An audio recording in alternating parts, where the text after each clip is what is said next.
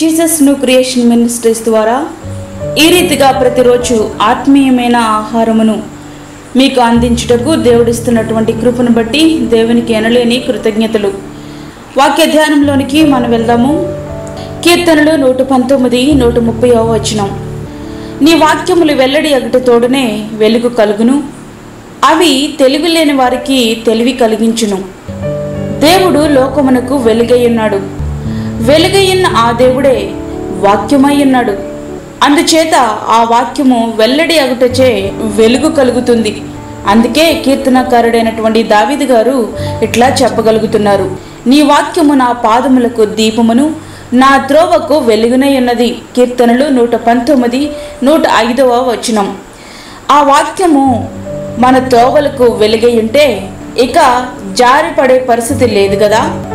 అయితే మనమెందుకు స్థిరముగా ఉండలేకపోతున్నాం? ఎందుకు పాపం అనే ఊబిలోనికి జారిపోతున్నాం? వాక్యం అనే వెలుగులో నడుస్తున్నటువంటి నీవు జారి పడడానికి అనగా పాపములో పడడానికి అవకాశం లేనే లేదు కదా. ఎందుకు నీ జీవితంలో అట్లా జరుగుతుంది? ఆ వాక్యం అనే వెలుగును నీవు ఆశ్రయించలేకనే కదా. అవును, ముమ్మాటికి అంతే. చాలామంది వెలుగులా ఉన్నాము అని చెప్పుకుంటూ చీకట్లోనే నడుస్తున్నారు. భక్తిలో ఉన్నాము అని చెప్పుకుంటూ భక్తిహీనులుగా ఉంటున్నారు. ప్రియమైన సహోదరుడా, సహోదరి, వాక్యం అనే వెలుగులో నువ్వు నడుస్తున్నప్పుడు క్రింద పడిపోవడానికి అవకాశమే లేదు. ఎందుకంటే వాక్యము నీ పాదములకు దీపముగా ఉంటుంది గనుక. మరి ఎందుకు ప్రతిసారి క్రింద పడిపోతున్నావు? ఎందుకు ఆత్మీయంగా దిగజారిపోతున్నావు? ఒక్కసారి పరీక్షించుకుంటావా? ఒక్కసారి మన జీవితాన్ని పరిశీలించుకుందామా? దేవుని వాక్యము కన్నులకు వెలుగై ఉన్నది. యెహోవా ఉపదేశములు నిర్దోషమైనవి, అవి హృదయమును సంతోషపరచును. యెహోవా ఏర్పరిచిన ధర్మము నిర్మలమైనది, అది కన్నులకు వెలిగించును. కీర్తనలు 19:8. నీ దేహమునకు దీపము కన్నే, ఆ కన్నులకు వెలుగు వాక్యమైతే ఇక అంధకారముతో పని లేనే లేదు కదా. అయితే మనమెందుకు నేటికిని అంధకారములో అనగా చీకట్లోనే ఉంటున్నాం, చీకట్లోనే నడుస్తున్నాం, సాతానికి అనుచరులుగా ఉంటున్నాం?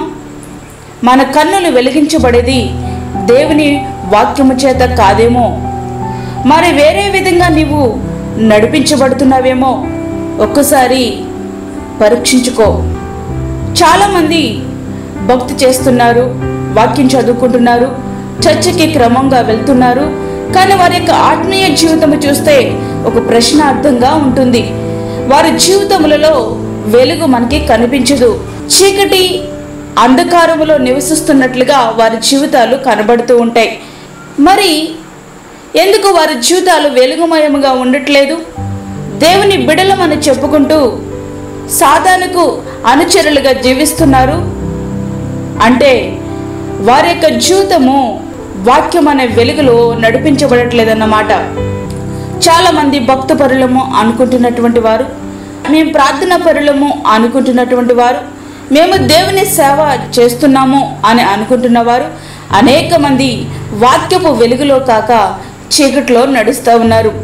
కావున ప్రియమైన దేవుని బిడ్డ, ప్రియమైన సహోదరి, నీవు వాక్యం అనే వెలుగులో నడుస్తున్నావా లేదా? ఒక్కసారి నీ జీవితాన్ని పరీక్షించుకో. దేవుని వాక్యము బుద్ధిహీనులకు జ్ఞానము పుట్టించును.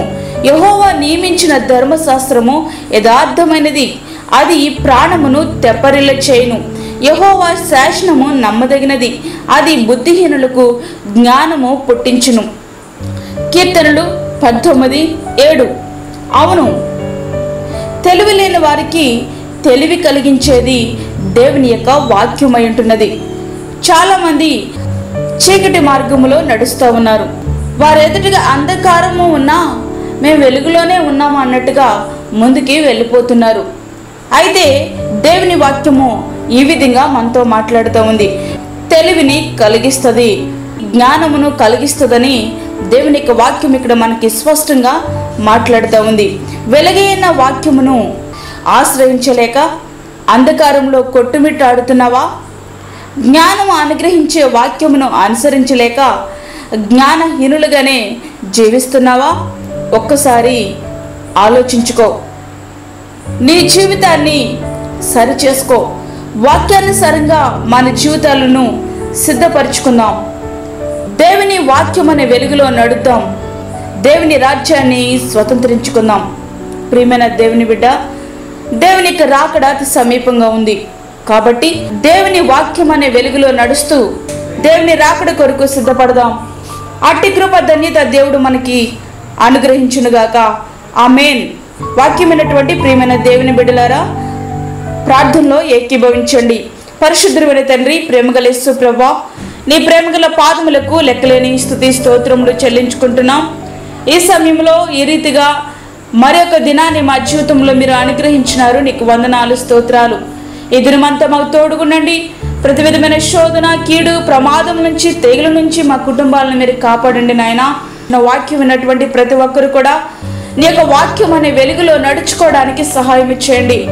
చాలా మంది వెలుగులో నడుస్తున్నాము అని చెప్పుకుంటూ చీకట్లోనే ఉంటున్నారు ప్రభా. అటువంటి వారిని వెలుగులోనికి మీరు నడిపించండి నాయనా. నీకు స్తోత్రములు చెల్లించుకుంటున్నాను. అలాగే బలహీనులను బలపరచండి. గర్భిణీ స్త్రీలకు, చంటి బిడ్డలకు, వృద్ధులకు మీరు తోడుగా ఉండండి. గర్భఫలము కొరకు ఎదురు చూస్తున్న నీ బిడ్డలకు నైనా గర్భఫలము దయచేయండి ప్రభా. నీకు స్తోత్రములు తండ్రి. యేసయ్యా, నీకు వందనాలు, స్తోత్రములు చెల్లించుకుంటున్నాం. మా దేశాన్ని మీరు కాపాడండి. సరిహద్దుల్లో సైనికులకు మీరు తోడుగుండండి నాయనా. నీ కాపుదల వరకు దయచేయండి తండ్రి. నీకు స్తోత్రములు. ఈ యొక్క పరిచర్యను మీరు ఆశీర్వదించండి, దీవించండి. మాకు కాదు యెహోవా, మాకు కాదు, సమస్త మహిమా ప్రభావం మీకే ఆరోపించుకుంటూ యేసు పరిశుద్ధ నామమున అడిగి వేడుకుంటున్నాము తండ్రి. ఆమేన్. ఈ యొక్క వర్తమానములు మీ బంధువులకు, మీ స్నేహితులకు షేర్ చేయండి.